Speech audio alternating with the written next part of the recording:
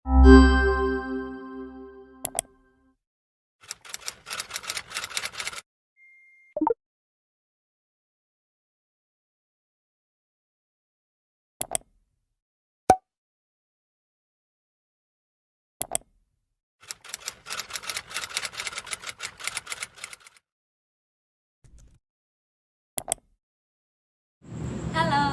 Assalamualaikum warahmatullahi wabarakatuh. Saya Evan Eka Oktavian. Saya Septian Dwi Arianto. Saya Ariel Dimas Saputra. Saya Afilia Hayuni Sekti. Perkenalkan, kami dari kelompok 6 Akan mempresentasikan hasil diskusi kami.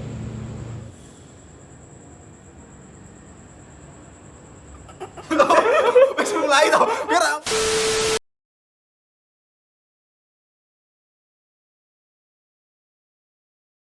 Tahukah kalian apa itu teori belajar dan apa aja sih jenis-jenisnya? Yuk, mari kita simak. Jadi, teori belajar adalah sekumpulan konsep dan prinsip belajar yang bersifat teoritis dan telah teruji kebenarannya sesuai dengan eksperimen para ahli. Di sini, guru diharapkan dapat memahami dan mengaplikasikan konsep-konsep kegiatan belajar yang penting. Misalnya, dapat menerapkan rancangan pembelajaran sesuai dengan karakteristik peserta didik. Teori pembelajaran mempunyai tujuan yang sama, yaitu dapat mewujudkan pendidikan yang dapat membekali peserta didik dalam aspek pengetahuan dan keterampilan agar dapat bersaing dan mengikuti perkembangan zaman yang ada. Lalu, teori belajar selalu berkesinambungan antara teori belajar yang satu dengan teori belajar yang lainnya.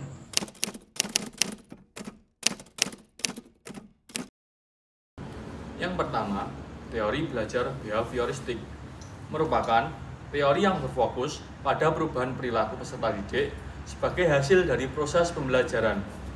Perubahan tersebut disebabkan adanya interaksi antara stimulus dan respon. Stimulus tersebut berupa lingkungan belajar peserta didik, baik bersifat internal maupun eksternal. Sedangkan respon merupakan reaksi fisik terhadap rangsangan atau stimulus yang diterima tersebut.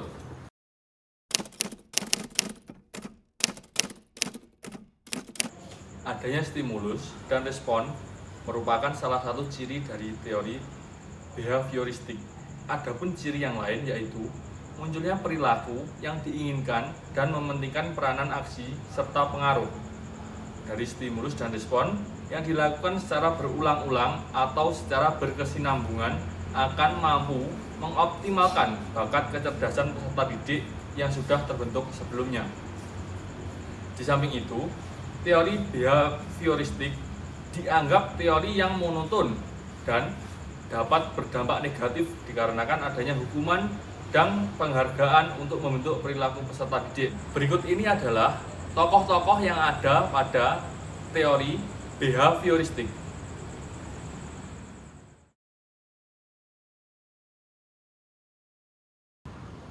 Teori yang kedua yaitu teori belajar sosial kognitif, merupakan teori belajar yang menghubungkan antara faktor lingkungan dan kognitif peserta didik untuk saling berinteraksi sehingga mempengaruhi hasil belajar.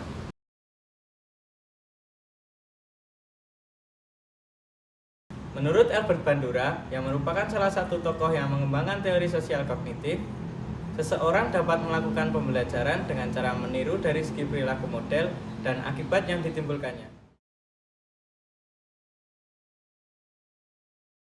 Pengamatan dan peniruan termasuk dalam ciri teori belajar sosial kognitif.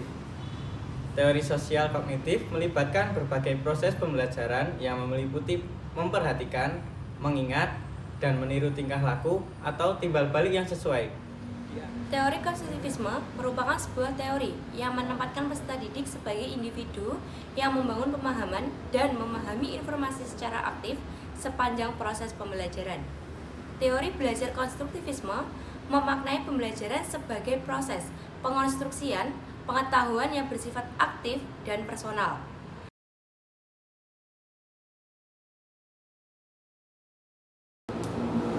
Ada dua proses pembelajaran dalam teori konstruktivisme menurut Piaget, yaitu proses organisasi informasi dan proses adaptasi.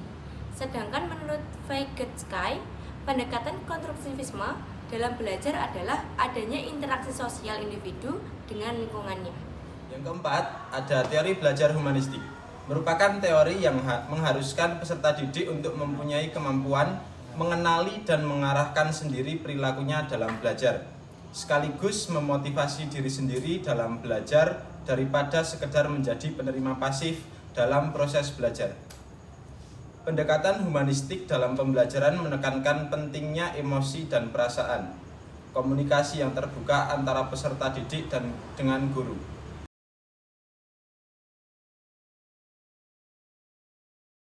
Ciri-ciri dari teori ini diantaranya yaitu menitik beratkan bahwa proses merupakan hal penting yang menjadi fokus belajar, berfokus pada bentuk perilaku diri sendiri, serta tidak ada yang berhak mengatur proses belajar setiap individu.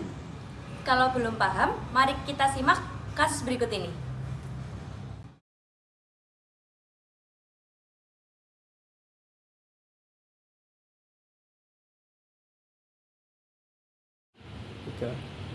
Untuk menjawab contoh kasus tadi, di mana peserta didik mampu mengerjakan percobaan soal yang kedua tanpa melihat langkah-langkah yang telah diberikan sebelumnya, karena peserta didik telah diberikan stimulus oleh guru berupa langkah-langkah untuk mencari nilai rata-rata pada sebuah soal.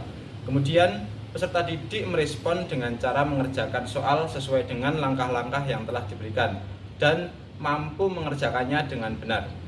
Hal ini sejalan dengan teori belajar behavioristik, yang mana dalam teori ini proses pembelajaran berfokus pada perubahan perilaku peserta didik sebagai hasil dari proses pembelajaran. Perubahan peserta didik disebabkan oleh adanya interaksi stimulus dan respon.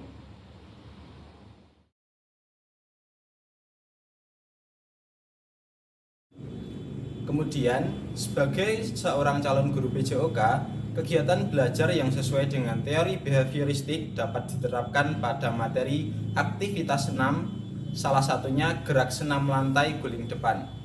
Dalam kegiatan belajar tersebut, guru memberikan stimulus berupa langkah-langkah dalam melakukan guling depan. Kemudian, peserta didik memberikan respon dengan mencoba mempraktikkan gerakan guling depan sesuai langkah-langkah yang diberikan oleh guru sembari dipandu. Kemudian, pada percobaan kedua, peserta didik mencoba melakukan gerakan guling depan tanpa dipandu oleh guru.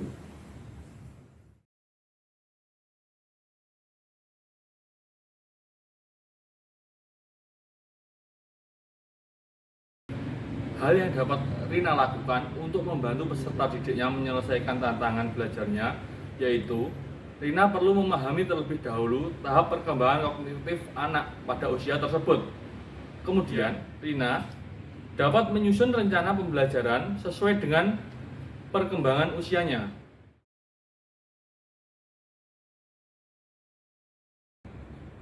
Kami menyarankan hal tersebut karena dengan mempelajari lebih dalam mengenai aspek perkembangan manusia dan peranannya dalam proses pembelajaran, guru dapat menciptakan kegiatan belajar yang sesuai dengan kebutuhan dan perkembangan. Hal itu diharapkan membantu setiap peserta didik menunjukkan hasil pembelajaran yang optimal. Hal tersebut juga sesuai dengan teori yang dikemukakan oleh Piaget tahun 1954 terkait perkembangan kognitif, di mana Piaget membaginya menjadi beberapa tahap sesuai dengan rentang usia.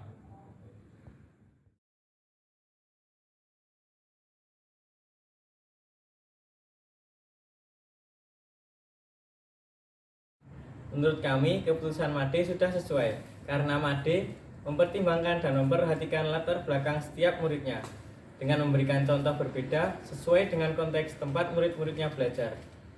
Seperti memberikan contoh deskripsi tentang pantai dan beberapa makanan khas Bali.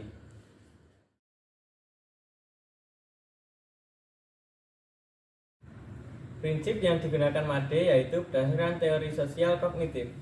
Faktor lingkungan dan kognitif peserta didik saling berinteraksi untuk mempengaruhi hasil belajar. Made menyadari bahwa latar belakang pengalaman belajar, serta hasil pengamatan terhadap lingkungan di sekitar merupakan bekal yang mumpuni bagi setiap murid dalam memahami dan membuat teks deskripsi yang kaya akan informasi. Cukup sekian dari kami. Terima kasih. Wassalamualaikum warahmatullahi wabarakatuh. Weh, stop.